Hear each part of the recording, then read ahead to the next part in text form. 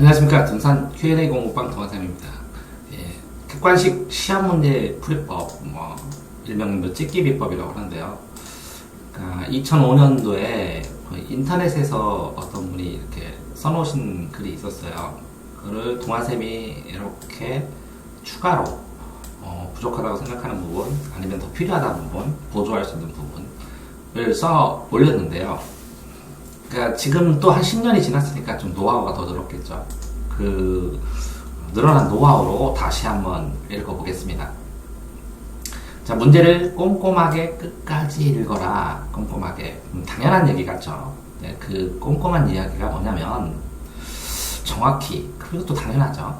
그러면 뭐 이런 문제를 조심해야 되는데 반드시 나올 만한 문제, 유형이라는 거죠. 유형이 나왔는데 그 유형을 살짝 비틀어 놓은 거, 그 유형을 익혀라가 첫 번째겠네요. 번호로 쓰겠습니다. 유형을 알아라. 그걸 전제로 해서 두 번째로 이런 문제가 얼른 체크하지 말고 함정이 있을 수 있다. 그러니까 이건 변형 문제를 조심해라. 전 유형이 똑같이 나오는데 살짝 변했으니까 변형 문제를 조심해라. 이게 두 번째입니다. 유형은 그 유형별 문제지에서도 볼 수 있고, 그 다음에 목차를 통해서 공부하라고 그랬고요. 어쩐지 시험 문제 푸는법이 공부법의 총합, 아니면 자신의 학습법의 총합, 아니면 읽기의 총합, 그러니까 모든 것의 엑기스를 누적시켜가지고 융합해서 하는 거겠죠. 변형 문제 같은 경우에는 해설에 많다고 그랬습니다. 해설 공부를 철저히 해라 라고 했습니다. 해설집 활용하는 법 하고 유튜브에 동영상이 올렸고, 다음에 이제 목차를 암기하는 법 또 상세하게 한번 올릴 생각입니다. 자, 중간고사를 떠올려 보세요. 충분히 맞출 수 있는데 늘 눈에 이 충분히 맞출 수 있는 건 끝까지 풀어라. 시험 감독을 제가 이제 한 8번 정도 갔는데 엎드려 잡니다. 그러지 말고 끝까지 최선을 다해서 풀기 바랍니다. 이게 굉장히 필요한데 시험 끝나자마자 딱 보고 하고 실수한 걸 보죠. 끝까지 풀 때 시간이 남걸랑 아닌 것은 다 지워요. 아닌 것은 다 지우고, 또 시간이 남거들랑 이거의 함정, 이게 함정이 뭘까라고 생각해서 다 칩니다. 이게 다 푼 다음에 이렇게 공부하는 것도 굉장히 공부가 많이 됩니다. 다음 시험을 위해서는 도움이 많이 되죠. 자, 늘 보던 문제라 쉽게 답을 체크해서, 그러니까 이거는 4번은 보통 실수 되게 많이 하는데요. 한 3등급 아들이 1번부터 5번까지 먼저 골라요. 정답을 골라놓고, 그러니까 중요한 단어를 골라요. 고른 다음에 그 다음에 판단해요. 이렇게 이중으로 골라놓고 이게 맞다고 생각이 돼도 일단 다 고른 다음에 상대적으로 비교하면서 판단해라. 상대적으로 비교하면서 비교. 그러니까 시험 보는 원칙이 이 5개 중에서 상대적으로 더 맞는 걸 찾는 거죠. 그러니까 이게 꼭 필요합니다. 네 번째입니다. 꼼꼼하게 문제를 풀기 위해서는 눈으로 풀지 말고 손으로. 이 손으로 푼다는 것은 체크법을 만들어라 라는 뜻입니다. 체크법. 자, 밑줄 치는 법하고 동영상 제가 유튜브에 올렸죠. 그거 참고하시기 바랍니다. 체크법을 연구해라. 무슨 이야기냐? 문제지에 밑줄을 그어가면서 풀어야 한다는 겁니다. 눈을 펜끝에 모으고 마음을 펜끝에 집중하고 읽기를 해야 된다는 거죠. 밑줄 종류, 그렇죠? 밑줄 긋기. 밑줄 긋기 스스로 다양하게 만들어서 줄무늬, 점선, 네모, 세모로 다양하게 풀어야죠. 그래서 이게 뭐냐면 줄무늬, 점선을 만들어라. 이거는 그런 얘기죠. 자신만의 시험 체크법을 만들어라. 그죠? 그러면 시험 보는 순서, 시험 보는 방법을 완성시켜라. 시험 순서, 시험 방법을 완성시켜라. 체크법과 겹칠 수도 있는데, 체크법은 체크하는 방법이고, 이건 시험 문제를 읽는 순서, 유형별 처리 방법, 이런 걸 얘기하니까 따로 별도로 6번으로 잡겠습니다. 다음에는, 자, 이런 문제와 공부하는 책을 지저분하게 공부하는 것이 학습과 문제풀이의 시작이고, 책을 깨끗하게 사용하여 동생에 물려준 건가요? 떨어질 만큼 열심히 구워봅시다. 이건 반복해라. 떨어질 만큼. 7번. 근데 공부법, 이게 시험 보는 방법 안에 제가 그랬죠. 학습법, 공부법의 총합이라고. 그래서 반복해서 봐야 된다는 건데, 반복해서 볼 수 있는, 그러니까 만점을 맞으려면 적어도 제 생각에는 시험 문제를 3번 이상을 풀어야 합니다. 3번 이상을 푼다는 건 뭐냐면 먼저 본인이 다 확실히 맞았다는 건 동그라미 치고 애매한 문제는 세모 치고 그 다음에 이거 도대체 모르겠다고 별표 친 다음에 한 번 다 풀었죠. 두 번째는 이 별표를 다 풉니다. 그 다음에 이것 중에 일정 부분을 골라놓고 그 다음에 세 번째는 마지막까지 이거를 또 풀죠. 이렇게 3단계로 풀어줘야 합니다. 그래야 3번 풀고 역으로 이제 다음에는 검산도 하죠. 검사까지 하고 이렇게 되었을 때 만점이 나오는 것입니다. 그러니까 시험 문제를 한번 휘둘러 보면 분명히 실수하는 부분이 생길 수도 있습니다. 7번. 자, 더 꼼꼼히 읽고 싶나요? 글을 꼼꼼히 읽을 때 어떻게 읽느냐 이런 거죠. 한 문장씩 나누어서 문장을 거꾸로 읽어요. 예를 들어서 먹었다. 그럼 무엇을 먹었냐 이렇게 나오죠. 그러니까 이거는 목적어를 취하는 동사라는 거죠. 자, 똥을. 근데 누가 먹었냐? 강아지가 똥을 먹었다 이렇게 읽는 것처럼 하나하나 목적어가 있으면 주어를 찾아야죠. 그 다음에 이렇게 이 문장을 거꾸로 읽으면 굉장히 이걸 체크를 꼼꼼하게 할 수 있게 됩니다. 육가원칙처럼. 그래서 거꾸로 읽기가 8번째 방법입니다. 시험을 읽을 때. 그러면 하나하나가 이렇게 먹었다가 문제가 되는지 무엇을이 문제가 되는지 누가가 문제가 되는지 시험지에서 체크할 부분들이 하나하나 드러나죠. 강아지가 똥을 먹었다는 문장이 더 명확하게 읽어지고 암기도 잘 되죠. 거꾸로 읽을 때 괄호하는 육하원칙으로 소리내서 자, 육하원칙으로 책을 읽는 법은 별도로 한번 찍어서 올리도록 하겠습니다. 자, 연습을 하던가 아니면 속으로 해야 되는데요. 육하원칙의 논리구조를 배우게 되면 빠진 문장 부분을 잘 찾아낼 수 있고 확인할 수 있죠. 글의 분석의 기초가 되고요. 그러니까 읽기도 읽는 방법에 따라서 그죠? 8번, 그럼 9번 시험 보는 방법 육하원칙으로 분류해내라. 육하원칙으로. 이게 무슨 뜻이냐면요. 시 같은 경우에도 상황 파악을 육하원칙으로. 그러니까 복잡해 보이는 것은 모조리 육하원칙으로 상황 파악을 하면 시험 보는 바탕 이해. 그러니까 상황을 명확하게 이해할 수 있게 된다는 것입니다. 자, 이렇게 써져 있는 것들에서 시험 보는 원칙들을 이제 계속 뽑아내 보도록 하겠습니다. 자, 책을 읽는 방법 자체에서 책을 읽는 방법과 시험지를 보는 방법은 다르다고 해서 동아쌤이 올렸죠.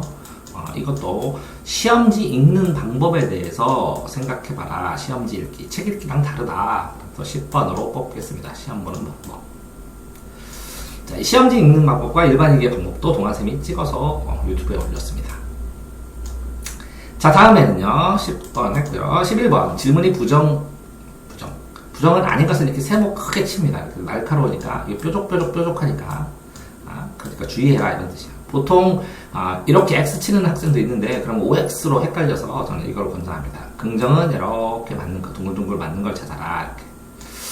자, 옳은 것인지 아닌지를 확인해야 합니다. 그리고 선생님 심리 상태, 제가 그랬죠. 이렇게 맞는 거, 아닌 거 찾아라, 맞는 거 찾아라, 그 다음에 모두 골라라. 모두 골라라. 이렇게 3개만 체크하는 거를 초등학교 첫 시험에 제가 아들한테 바랬다고. 그래서 이걸 11번으로 잡겠습니다. 기본 체크라. 생각의 흐름입니다. 이렇게 선택지를 비교를 할 때, 먼 데서 보고, 크게 보고, 먼 데서 크게 본다는 건 전체를 보고, 그 다음에 가까운데 자세하게, 상세하게 이렇게 보는 거니까 시험 문제 풀이법의 기본적인 원칙이 될 수 있습니다. 그리고 선생님의 심리 상태를 사전에 체크해 두시기 바랍니다. 그럼 뭘까요? 심리 상태. 선생님이 체크를 어떻게 하는지. 후한 선생님은 틀린 것을 고르시오에 1번, 2번에다가 빨리빨리 답을 고르게. 얄밉고 같아서 선생님은 4, 5번에 많이. 이 방법으로 확률을 높인다고. 요것도 시험에 관한 거. 선생님의 심리 상태. 선생님의 노트 필기.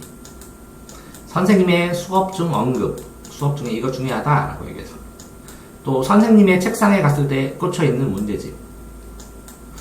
그 다음에 선생님이 그 전에 냈던 문제가 어느 문제집에 나오는지도 찾아보면 도움이 되겠죠. 거기다가 선생님의 전공.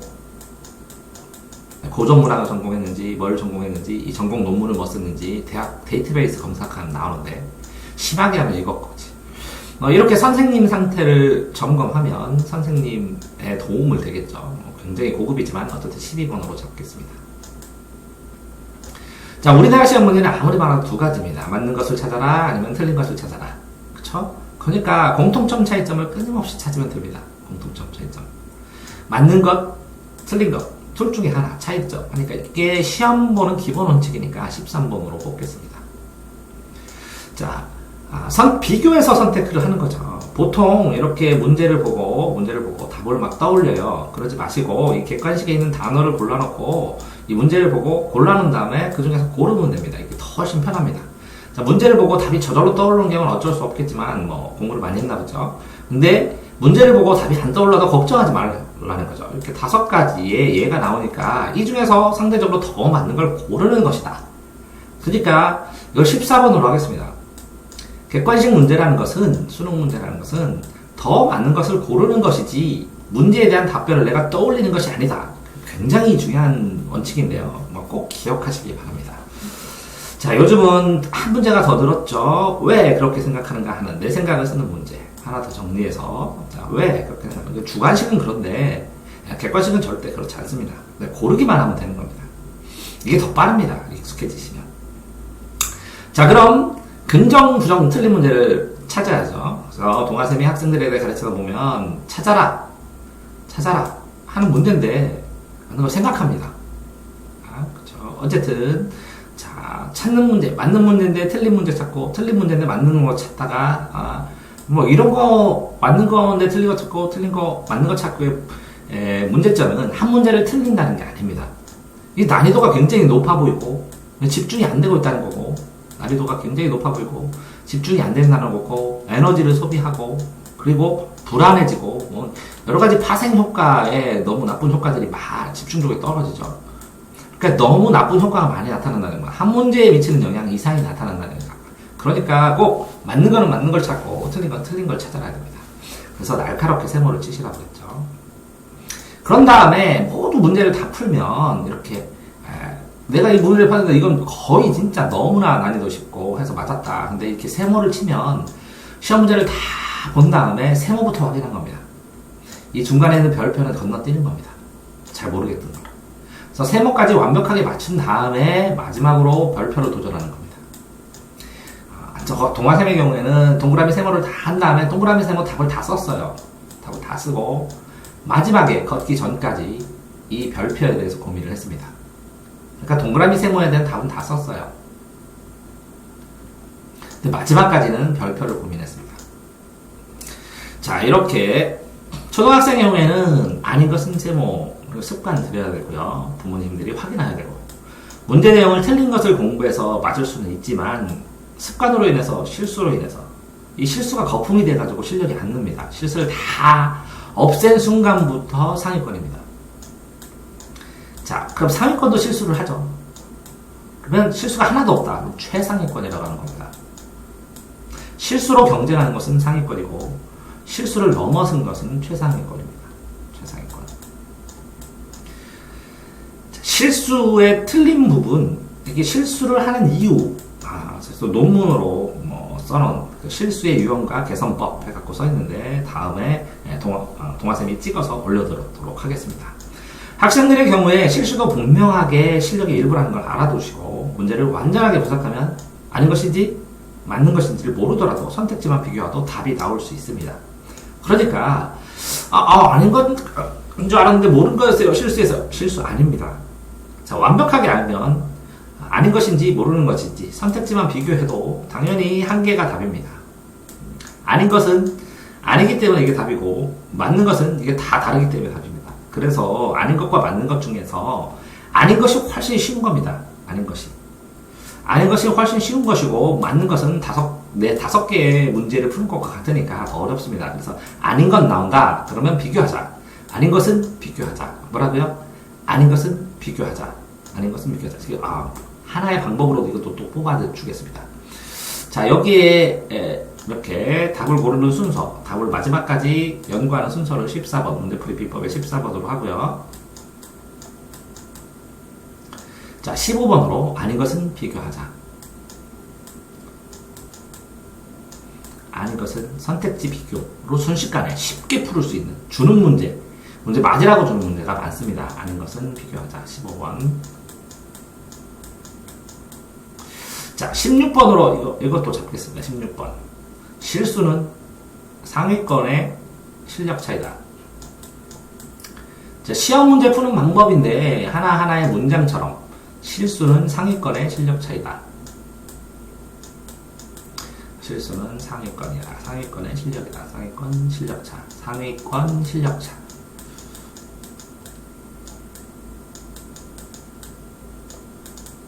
천천히 시험 문제 푸는 법 궁금해 하시니까 천천히 찍도록 하겠습니다. 16번. 자, 5가지 선택 중에서 부정적인 문제를 고르죠. 한 가지 선택하고, 그래야 답을 고를 수 있으니까 확연하게 다르게 만들어줍니다. 그래서 쉽다 그랬죠. 자, 선택지의 공통점 차이점만 고르면 정말 많이 나오고요. 선택지를 고를 때 A 선택지, 그러니까 1번은 A라는 입장이고 3번은 A와 대립되는 반대되는 B라는 입장이면 둘 중에 하나가 답입니다. 자, 그러니까 16번, 15번, 16번 했겠죠. 17번 반대 개념을 찾아라. 반대 개념. 대립되는 반대 개념이 답일 확률이 큽니다. 그러니까 선택지를 비교하는 게 되게 도움이 되겠죠. 그래서 이 반대 개념은 선택지에도 찾아야 되지만 문제에 나온 개념의 반대 개념을 찾으면, 그죠? P를 찾았는데 Q에 차이면 P에서 Q까지 이 반대 개념까지 여기서부터 여기까지가 판단의 대상, 판단의 범위가 됩니다. 그러니까 반대 개념을 찾는다는 것은 문제풀이에 어마어마한 도움을 줍니다. 판단의 범위가 되죠.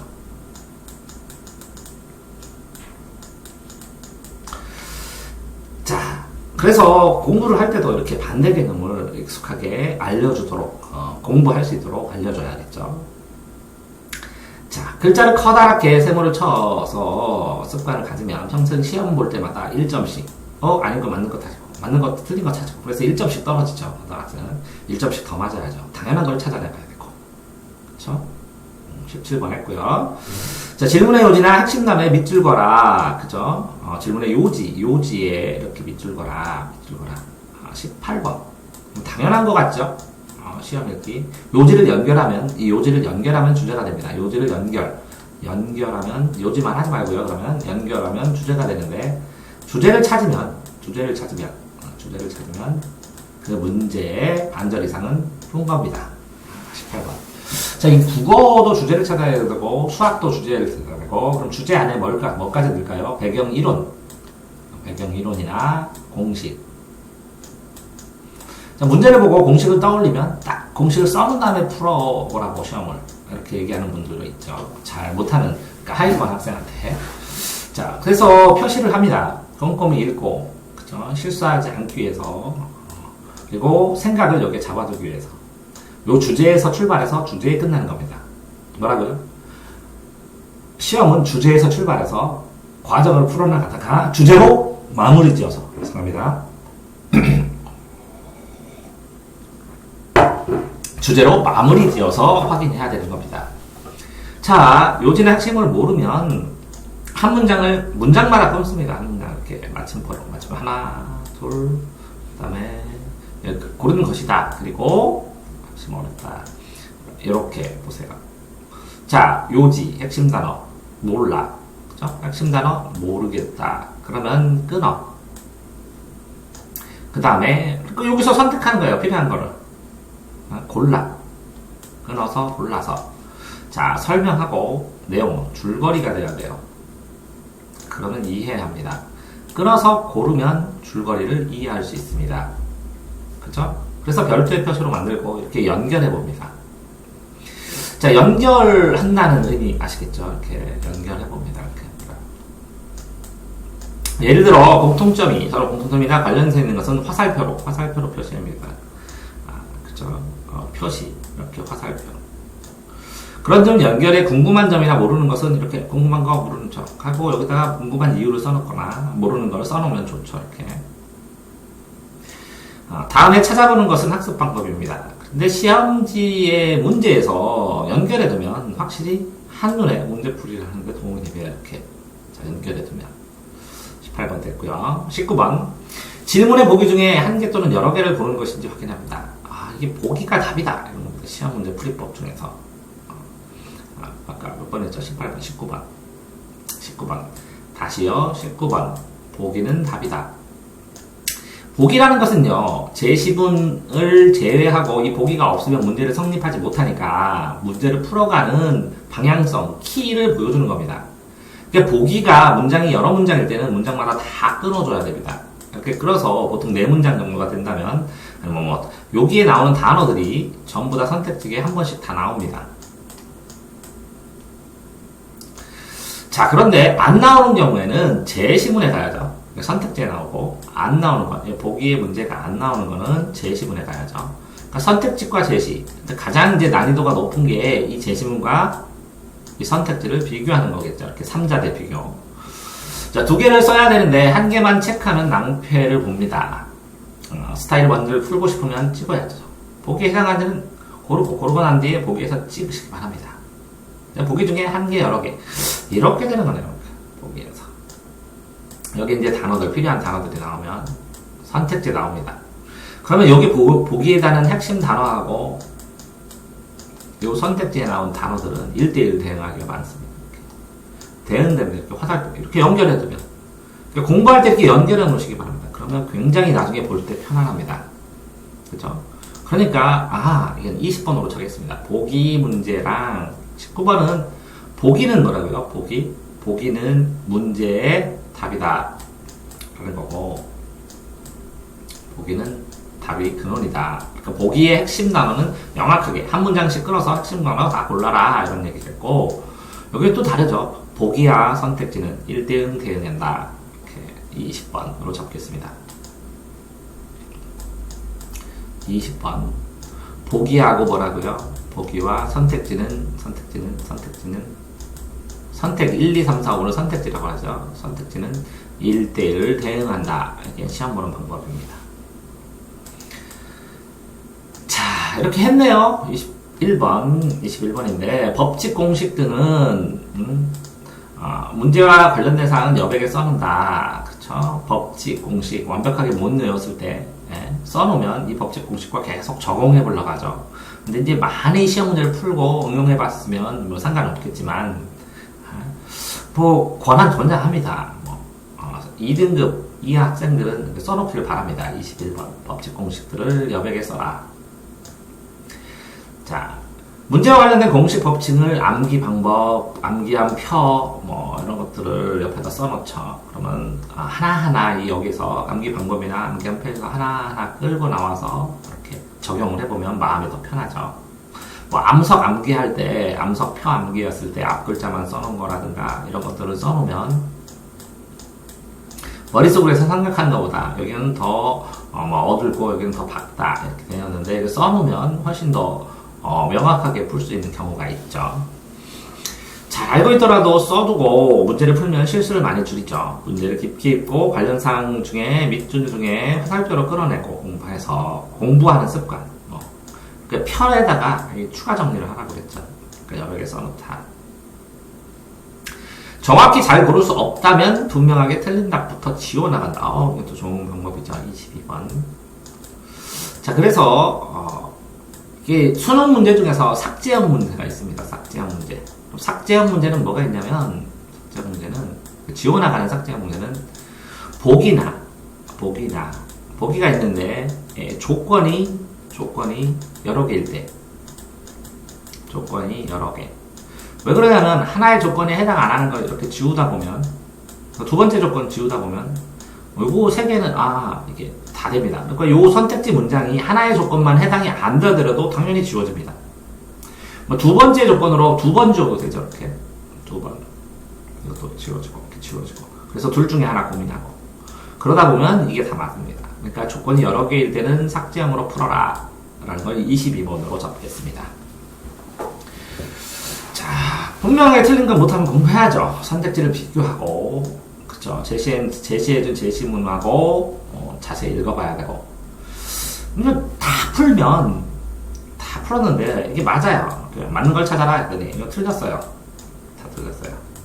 그럼 시간이 남으면 이 틀린 걸 전부 다 맞는 문장으로 간단하게 고칩니다. 시간이 남거들라. 이렇게 고칠 수 있는 여유까지 생겨야 실제로 만점을 맞죠. 틀린 걸 맞는 답으로 고쳐라. 23번. 정답은 이겁니다.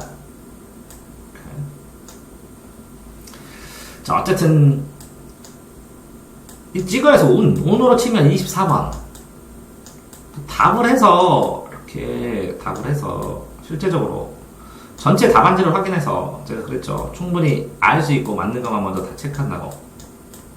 근데 모르는 답을 이렇게 체크를 해보니까 답의 비율상 3번이 적다. 그러면 모조리 3번으로 해나가는 거죠.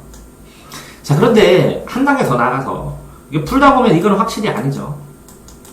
근데 이게 3번하고 4번 중에 헷갈려요. 근데 오늘이 결정, 이게 답의 비율이 3번이 적어요. 그러면 다 3번으로 찍어야죠. 근데 이게 4번하고 2번이 헷갈려요. 3번이 아니라. 그럴 때는 할 수 없죠. 이렇게 3번이 아닌 상황에서. 이거 모르겠어요. 이거는 3번이 확실히 아니야. 확실히 아니면 2번이나 4번 중에 하나 찍어야죠. 그래서 저 같으면 4번도 또 찍겠습니다. 이해되시나요? 그러니까 먼저 답 체크하고 이렇게 몇 개만 빠진 경우에는 쓸 수 있습니다.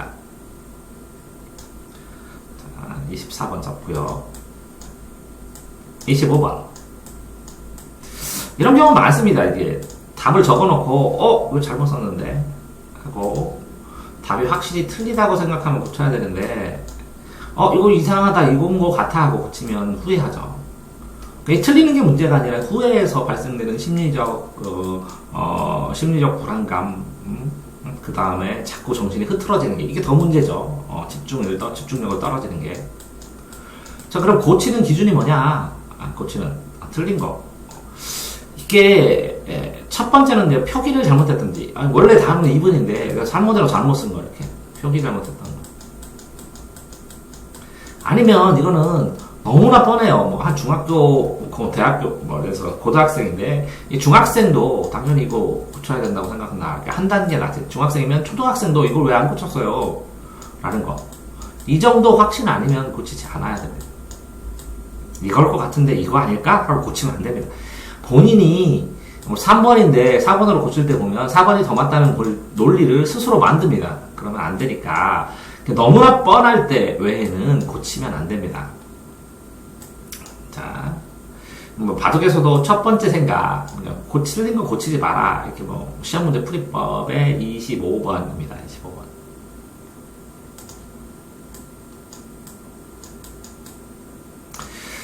자, 이렇게 바둑에서 첫 번째 생각이 좋은 방법이라는 격언이 있어요. 첫 번째 수가, 왜? 종합적으로 판단하는 직관도, 분석적인 것도 중요하지만, 이 직관도 굉장히 도움을 주는 경우가 많습니다. 직관. 때문에 직관이 발전하는 애들은 주관식답도 찍어 맞춥니다. 주관식답 3개 찍어 맞히고 5 하고 썼는데 답이에요. 직관 무섭습니다. 이렇게 공부 많이 하는 애들 같은 경우에는 거칠 신의 경지입니다. 직신.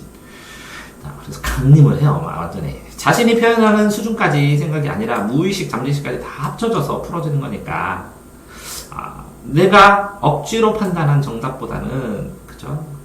고침답보다는 억지로 생각하는 고침답보다는 처음 판단한 직관이 답인 경우도 많습니다. 그러니까 고치지 마세요. 특별한 경우 아니면. 자, 정답을 고친 경우 판단이 잘 안 되거나 불분명할 때문에 그런데 정답을 고르더라도 정답이 논리적인 이유를 답변을 할 수 없기 때문에 그래요. 이런 게 직관으로 맞을 것이다 라고 생각을 해야죠. 억지 논리를 만들어서 이렇게 고친 답을 만들면 안 되죠. 불확실한 문제 해결책은 먼저 생각을 해야겠지만 정답 고치지 마시라는 거죠. 자, 언제 고치냐면 정답이 잘못 적은 경우 나는 문제집에는 2라고 썼는데 정답에 3번이라고 쓰는 거 이런 건 고쳐야죠. 고치지 않고 시험이 끝났는데 친구 10명이 전화했을 때 90% 이상이 바보냐 그걸 안 고치냐 너무 뻔하잖아 하는 뻔한 상태. 특별한 경우에는 고치지 말고 그냥 틀리는 게 심리적인 상황에서는 더 도움이 됩니다. 부장이 크다는 거죠. 굉장히 정답을 고치고도 못 고쳐서 틀려서 이것 때문에 떨어진 것 같고 그렇진 않습니다. 실력대로 사세요. 실력대로. 고치지 마세요. 고치지 마세요. 뭐 특이한 경우가 아니면. 몇 번이죠? 후회, 집중, 표기, 후회, 집중, 고치지 않는다. 그죠? 하나 더 할게요. 26번. 직관도 믿어라. 같은 거다. 26번. 직관도 믿어라. 문제는 이렇게 공부를 안 하고 직관도 믿어라라는 게 아닙니다. 문제풀이를 어마어마하게 많이 하는 학생들 같은 경우는 직관으로 주관식도 뜨는 거죠. 그러니까 자기 노력한 걸 믿어라. 이런 뜻이겠죠. 자기 노력하고 내가 풀었다. 그러니까, 근거는 없지만 이걸 것 같이다. 여태까지의 노력의 기반으로, 보답되는 경우도 많다는 거죠. 이렇게. 26번. 자, 27번. 너무 쉽다고 생각하는 문제는 주의해라. 그죠? 너무 쉽다. 이게 이제 자기 꾀에 자기가 넘어가는 경우도 있습니다. 이거 너무 쉬워요. 그래서 선생님이 출제 의도를 파악하다 보니까 너무 꼬아요. 그래서 혹시 이거 아냐? 하고 답을 막 엉뚱한 거 표현해요. 그러니까 쉬운 거, 어려운 거, 이 쉽다, 어렵다를 자기 항상 판단해야 돼요. 판단 연습을 해야 돼요. 그래서 제가 동아쌤이 항상 그 얘기 하죠. 이렇게 문제가 이렇게 1, 2, 3, 4 하면 이 문제 위에 이게 4등급 문제다.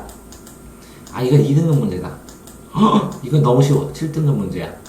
이렇게 문제를, 난이도를 판단하는 연습을 꾸준히 하셔야 되고, 이거 굉장히 중요합니다. 시험 볼 때. 난이도를 판단한 다음에 쉬운 거는 빨리 풀고, 어려운 거는 여러 번 풀고, 꼼꼼하게 풀고, 이 두 개를 구분할 수 있어야 이 시간의 투자가 다릅니다. 시간의 투자.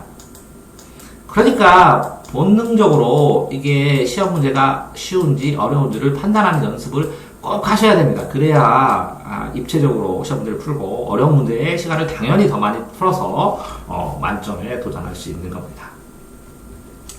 자, 함정이 있어서 대부분 학생이 틀렸다면, 그쵸? 님들은 역시 반드시 맞춰야겠죠? 그쵸? 네. 그렇기 때문에 출제 의도 파악한다는데, 출제 의도는 건 너무 광범위해서 이렇게 넘어가 보시면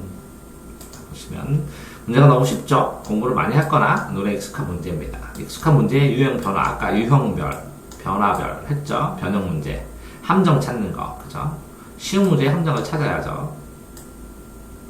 많이 풀다 보면 선생님이 문제 낼 때 이런 함정을 냈겠구나 하면서 재밌습니다. 그래서 즐기면 안 되는데 진짜 재밌습니다. 문제를 풀 때. 좀 꼭 맞으라고 낸 거는 맞아야 예의죠. 그래서 이런 문제를 다 틀리면, 그쵸? 이거는 시험에서 모의고사를 분석하면요, A, B, C, D, E, A, B, C, D, E 이렇게 난이도가 나옵니다. 그랬을 때 등급이 대박이다, 대박이 아니다의 결정 요인은 본인이 C등급까지 실력이면 C등급까지 다 맞추고 D를 찍어서 맞췄을 때 대박이라고 하는 겁니다. 근데 왜 대박이 안 나냐면요, A, B, C 중에서 홀딱 A, 쉬운 거거든요, A는. 그 다음에 B를 홀딱홀딱 틀립니다. 그랬을 때 망했다고 합니다, 애들이. 그러니까 쉬운 거를 다 맞추고 어려운 거는 공부 안 했으니까 틀려야죠. 운 좋게 찍어서 맞추는 거고. 이 쉬운 거를 실수 안 하고 퍼펙트하게 맞췄을 때 이것을 대박이라고 합니다. 대박. 그죠? 그러니까 27, 28번 시험 문제. 쉬운 거는 철저히 맞춰라. 쉬운 것은 다 맞춰라. 그래서 모의고사 성적표 분석해 드릴 때요, 쉬운 거 틀리면 제가 이거는 단기간에 계속 연습을 해서 없앨 수 있다.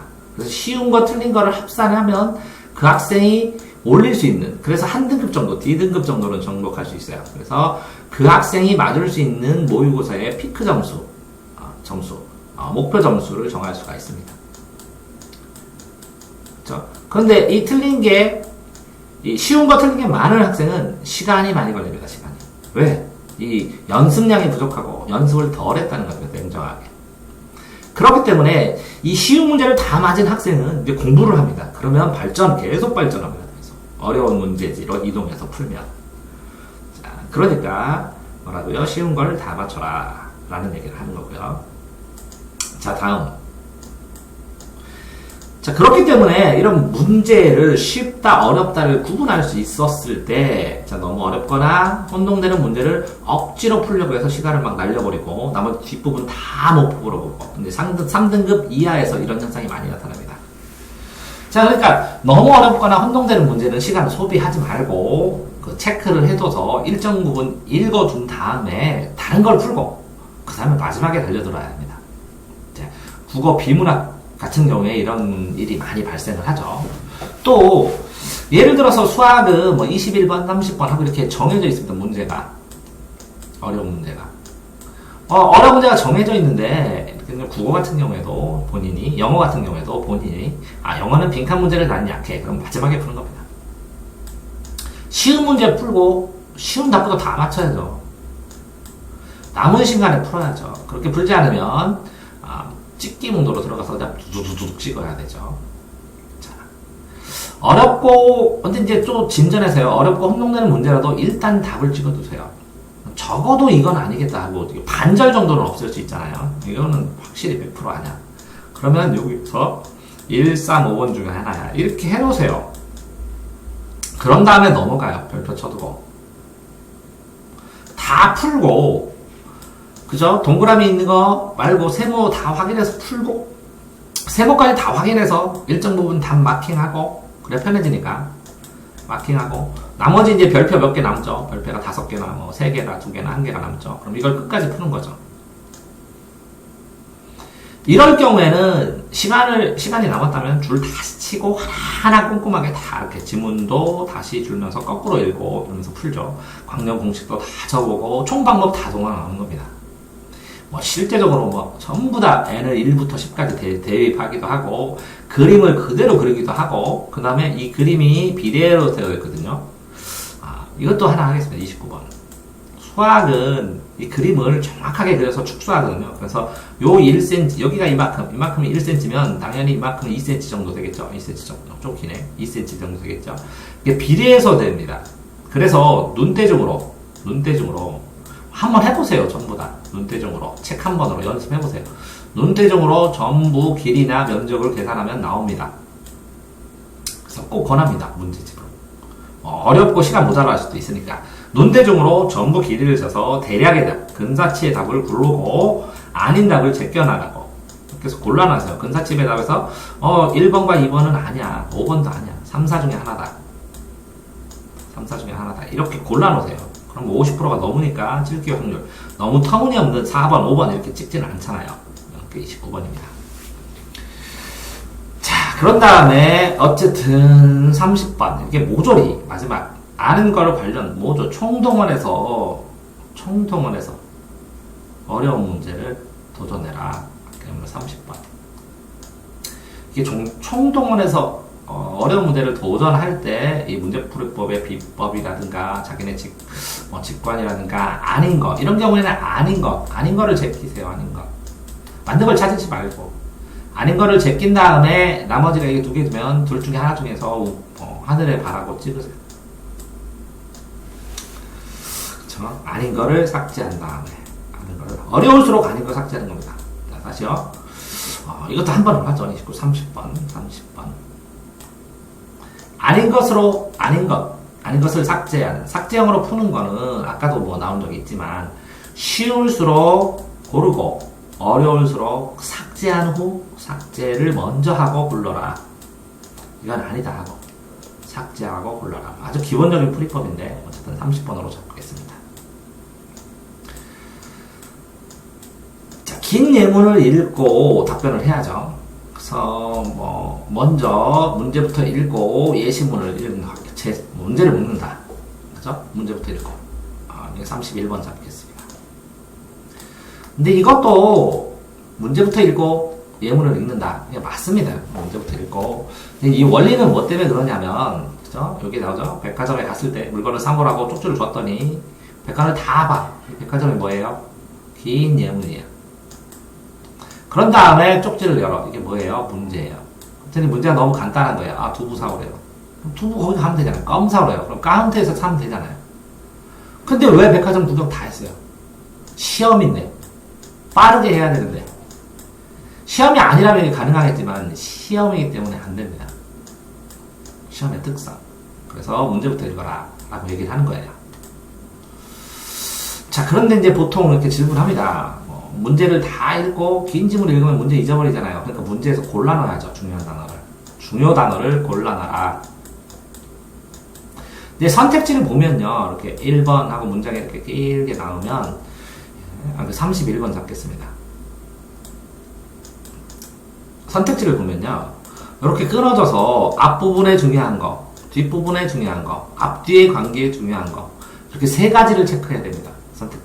선택지는 3요소가 있다. 앞부분의 핵심 단어, 뒷부분의 핵심 단어, 그 다음에 이 앞부분과 뒷부분의 관계. 이게 3요소를 해야 되는데 앞부분만 보고 뒷부분에 답이 있었어요. 뒷부분만 신경 쓰고 앞부분에 답이 있었어요. 이렇게 얘기하는 경우가 많습니다. 그래서 31번으로 잡고요. 자, 중요한 단어를 밑줄 그어두고 그러면 나중에 복원이 빨리 됩니다. 표의, 차시점, 차이점, 공통점 엮어주고 화살표, 예를 들어서 온도가 높고 그러면 이렇게 올리고 내리고 이렇게 밑줄치기 체크법 있죠. 그거 참고하시기 바랍니다. 그래서 한눈에 이제 비교할 수 있게 해주면 나중에도 다시 한 분에 딱 문제를 보면 긴 지문을 읽다가도 한눈에 문제를 딱 보면 그러면 이거 중에서 요거네 하고 바로 골라낼 수 있습니다. 왜? 체크했으니까 하나 둘셋넷 5단어만 한눈에 보면서 요 단어랑 제일 관련된 건 요거네 하고 금방 골라낼 수가 있습니다. 그죠? 그래서 아까 제가 그랬죠? 골라놓은 다음에 비교해라. 이렇게 검토할 때도 그렇습니다. 검토할 때도 이렇게 5단어가 확실히 한눈에 보입니다. 그러니까 시험 연습을 하실 때요, 이렇게 이 5단어를 암기한 다음에 이 부분을 해당되는 부분을 찾아서 딱 읽어보는 훈련도 필요합니다. 그런데 이거는 왜 이렇게 다시 멈췄냐면 33번. 자, 앞에 쓰기, 화법, 말하기, 듣기 이 과정은 앞에서부터 읽으세요. 근데 비문학하고 문학은 문제부터 읽으세요. 그런데 엄밀하게 말하면 더 진전하면 문제부터 읽는 게 아니라요.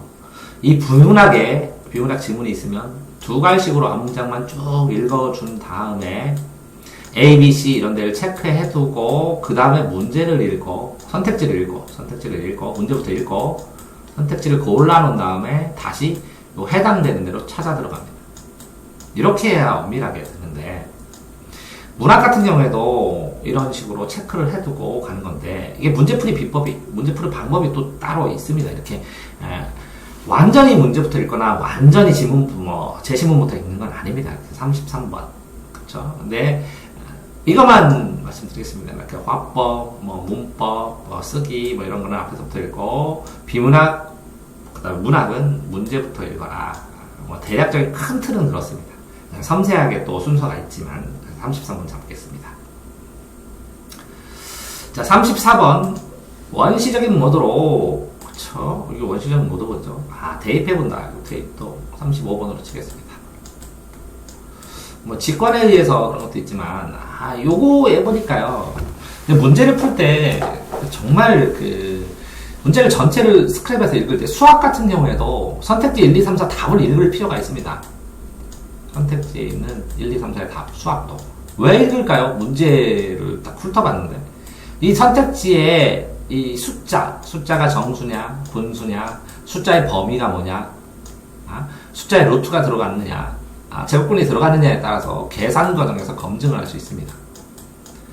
그러니까 이 계산 과정을 엉뚱하게 하는 걸 예방할 수가 있잖아요. 그러니까 이 선택지에서 정보를 충분히 뽑아낸 다음에 문제를 뽑아낸 거를 가지고 문제 독해. 그러니까 선택지에 나와 있는 답의 구조도 조건이다 라고 기억하시기 바랍니다. 이게 35번으로 잡겠습니다. 그렇죠? 그래서 35번이고 답을 대입하는 거 1, 2, 3, 4, 5, 6에 있는 답을 대입하는 것도 36번이죠. 근데 이제 답을 대입 못하게 A 플러스 B 이런 식으로 나오죠. 그런데 A 곱하기 B 이렇게 나오기도 하고요. 근데 이럴 때는 배수, 약수의 관계에 의해서 A가 5의 배수면 답의 5의 배수 중에 하나가 아닐까라는 성등격이나 자 A 더하기 B라고 했을 때는 이 A, B의 가지수 이런 걸 상상한다거나 이 답을 써놓은 이 답의 종류에 대한 분석도 해보시기를 바랍니다. 이게 계산 과정과 왜 A 더하기 B, A 플러스 B를 하라고 했을까? A 빼기 B를 하라고 했을까? 답의 특성을 여기서 더 답의 특성으로 뭔가 더 힌트를 얻어낼 수 없을까라는 연구를 해보시는 게 문제풀이법 36번입니다. 직접 대입해보죠. 그러다 보면 아닌 걸 탁탁 지울 수도 있죠. 대입법. 문제의 정확한 의도가 보이면. 그죠? 대입하는 방법이 0이나 1이나, 그죠? 마이너스 1이나, 그죠? 여러 가지. 그러니까 재입하는 걸 딱 넣어보면, 이래서 수학에서 발레를 공부하는 것처럼 어마어마하게, 그 효과를 보는 경우도 많습니다. 대입할 때. 또, 국어에도 실제적으로 그렇습니다. 이렇게 단어를 모를 경우에 이 단어, 여기에, 제 지문에 나오는 이 지문에 이 단어가 이 단어는 같습니까? 단어 풀이가 이렇게 나오는데, 이 단어를, 이 풀이를 여기다 놓고, 이 앞에서부터 읽습니다. 국어를. 앞에서 읽고, 이 풀이도 읽고, 그래서 이어서 읽을 때 자연스러운 답입니다. 이게 대입법 국어에도 쓰이는데, 그쵸? 어쨌든 대입법이 36번입니다. 답의 구조까지 한번 생각해 보라겠죠. 정답이 분명해도 보기 예문을 끝까지 읽는다. 끝까지. 37번으로 답겠습니다. 기본적이니까. 끝까지 읽어라. 37번. 자, 내가 고른 답이 정답이라고 확신하면, 근데 이제 이 확신의 정도가 다릅니다. 이게 연습을 통해서 해야 되는 거죠. 근데 확신을 넘어서 이건 당연한 거다. 그럼 동그라미 치시고, 이거는 확신을 하지만 좀 조심해서 점검해야지. 그럼 답 4번 세모를 치고, 문제에다가요. 문제 번호에다가 1, 2, 3. 이거 3번은 너 이거 모르겠다. 별표 치고 이렇게. 시험지에 주어진 정보를 충분하게 활용을 하고, 그쵸?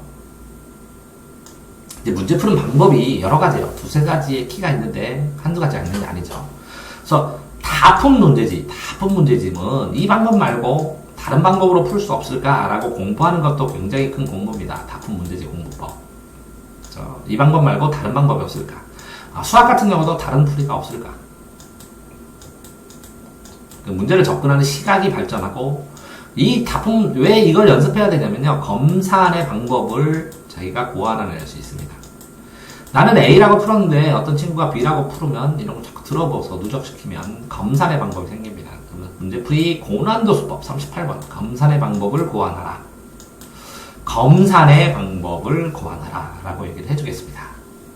자, 학생마다 문제풀이 방법이 다르죠. 한 가지를 여러 각도로 문제를 푸는 다양한 방법 생각해보시고, 어려운 문제들을 의외로 쉽게 풀 수 있는 방법들이 있습니다. 이런 걸 야매라고 하는데, 야매든 어떻든 검산의 방법으로 사용하면 되니까 좋습니다. 이렇게 38번. 39번. 답안지 정답을 제대로 표시했는지, 시험 번호를 잘 썼는지 체크해라. 시험 보는 방법이니까요. 최악의상에 몇 번 문제지고 몇 번 문제의 답을 체크했는지 확인하고, 5개씩 확인해야죠. 5개 번호씩. 2, 3, 5, 4, 5. 본인이 채점을 많이 하다 보면, 이런 식으로, 나는 2, 3, 5, 4, 2, 4, 3, 5, 4, 5. 이렇게처럼, 저는 2, 3, 5, 4, 5 이렇게 많이 채점을 하는데, 2개, 3개, 운율이 2, 3조. 2, 3, 3이니까, 우리나라. 이렇게 자기가 문제 체크하던 방식대로, 이게 연습한 대로, 그러니까 문제 자기가 체크하던 방식대로 체크를 하셔야 됩니다. 그쵸? 39번이네요. 답안지, 그쵸? 건너뛰고 못 푼 거, 별표는 나머지 남겼다가 답안지 다 체크하고 나머지도 써야죠. 그래야 이게 밀리지를 않죠. 근데 요게 별표면 이렇게 하죠. 2, 3, 별 4, 5. 이렇게. 별표 번호는 아직 안 풀었다. 이렇게. 자, 어쨌든, 시험에 망치는 이유가 답안을 밀렸어. 할 말이 없죠. 이제 시간 조절해서. 정말 연습 포정입니다. 연습 포정. 연습 많이 하셔야 됩니다. 공부를 하고 시험 문제를 안 풀으면, 그쵸? 시험 문제를 안 풀고 채점도 하고 시험 보는 연습을 안 하면 시험 공부를 안 한 겁니다. 시험 공부를 안 했으니까 빌려 쓰고 시간 모자라고 하죠. 최대한 자기가 풀 수 있는 공부한 내용을 충분히 실전에서 활용할 수 있는 활용 연습입니다. 그래서 시험 공부법, 공부만 하지 말고 내용 요점점만 계속 읽지 말고 문제도 풀어라. 문제 풀고 체크하고 이렇게 연습해라. 이런 걸 40번으로 적겠습니다. 40번.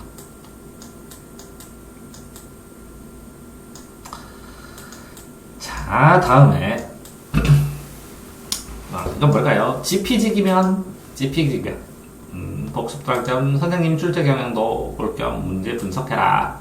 그죠? 분석하실 요소, 공부할 때, 지루할 때 짬짬이, 또 다른 재미 하나 더 맞춘다. 그럼 선생님 요소. 선생님 책상에서 선생님이 가장 많이 뽑아보는 것 같은 문제지. 그건 반드시 사야죠. 고등학생이라면.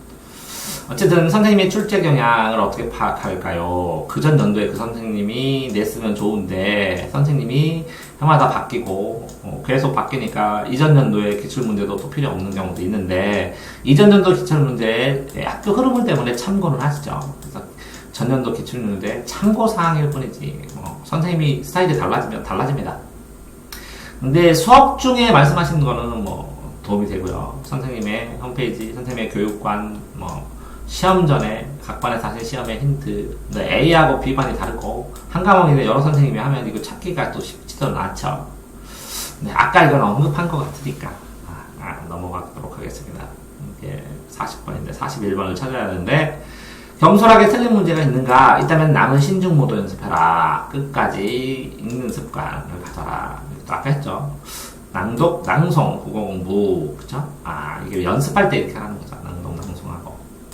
교과서를 소리내서 3번 읽고, 궁금한 점과 내 생각을 메모하고, 사전에서 찾아 첨가하고, 문제집을 푼 후에 교과서의 틀린 부분을 써가고, 시험 문제를 낸다고 생각하면 어떻게 되는가? 공부법이네요. 그러니까 또 빼고, 출제 형태를 확인해 보시기 바랍니다. 수업 시간에 가르쳐준 내용, 중요하다고 한 거. 다른 문제집에서 많이 출제하는 것 같으면 그 과목을 많이 문제 풀어야죠. 교과서 위주로 내는 선생님이라면 공부 방법 교과서. 이것도 시험 문제. 교과서의 연습 문제, 어려운 문제는 꼭 한두 개가 나오죠. 간과하기 쉬워서. 셋마다 처음 학년마다 만나면 출제 문제에 대한 정보를 얻어라. 대학가에서도 이런 걸 족보라고 그러는데. 그래서 족보닷컴. 여기 이름을 그렇게 정한 건데. 옳지 않은 것을 고르시오. 답에서 1, 2번 때가 있는지 4, 5번 때가 있는지 경험해보고 분석을 해야 되고 특별히 이런 논리가 있는 건 아니죠. 어쨌든 그럴 수도 있지만 심리적으로 그렇지는 않고 이런 방식으로 합성에 빠지기는 하죠. 아니죠. 선택지의 개수 대략적으로 비율이 비슷합니다. 완전히 똑같진 않지만 요새는 한 부모가 극단적으로 많으면 안 좋으니까 소송을 낸 적도 있죠. 또 되고요. 40번 아까 하고 번호가 그죠? 41번을 찾는데 특별히 찾을 게 없네요. 자, 옳은 것을 고르시오. 답에서 앞에 있는 앞뒤 확인해라. 여러 개를 고르는 답 한 칸에 써야 하는데 여러 개 밀려서 쓰면 안 되니까 잘 보죠. 앞뒤 번호를 잘 보고 여러 개 고르는 문제 답변지 확인하고요. 주관식 쓰는 거니까 모든 게 어느 정도 정리되면 과목 위에 정리하라고. 그죠? 시험 당일 몇 가지 문을 써먹으면 좋겠습니다. 그죠? 이 과목별 문제 풀이 방법, 찍기 방법은 또 따로 있습니다. 나중에 글쎄요, 이거까지 공개를 해야 되는데 이것도 또 정리해야 될 부분도 많거든요. 저 덧글이 10개 정도 달리면 과목별도 찍어드리고. 재미를 한번 해보겠습니다. 덧글 10개 안 달아주시면 시험 문제 찍기 방법 별 도움이 안 되는구나. 도움 되는데 글쎄요, 그냥 재미로 덧글 10개 달리면 나중에 찍어도 되니까 찍도록 하겠습니다. 덧글 부탁드립니다.